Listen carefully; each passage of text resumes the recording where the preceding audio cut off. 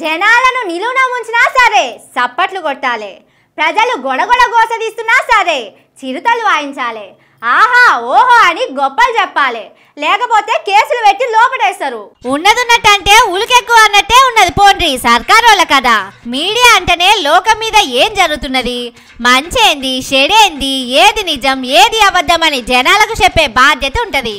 కానీ షెయి పార్టీ సర్కారోళ్ళు అసొంటి మీడియా అంటే అస్సలు సహిస్తలేరు. వాళ్లకు వ్యతిరేకంగా ఎవరన్నా వార్త రాసినా వీడియో తీసినా సోషల్ మీడియాలో పెట్టినా పగబట్టి మరీ కేసులు పెడుతున్నారు.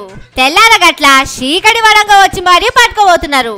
అంతెందుకు మన న్యూస్ లైన్ మీద తెలంగాణ పేపర్ మీద సుతం 3 జాగలల్లో కేసులు పెట్టిర్రు. సోషల్ మీడియాలో అబద్ధాలు పెట్టి ఉన్నే లేని ప్రచారం చేసి అధికారంలోకి వచ్చిన వాళ్లకు నిజం చెప్తే నచ్చదు కావచ్చు.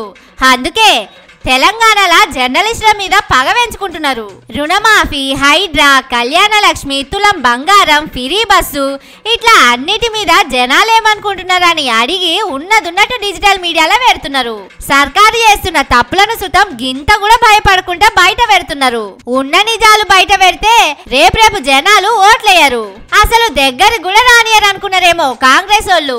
అందుకే జర్నలిస్టుల మీద వేరే పోలీస్ స్టేషన్లలో ఫిర్యాదులు షెయి పార్టీ లీడర్లతోటి ఫిర్యాదు చేపించి కేసులు పెట్టిస్తున్నారు.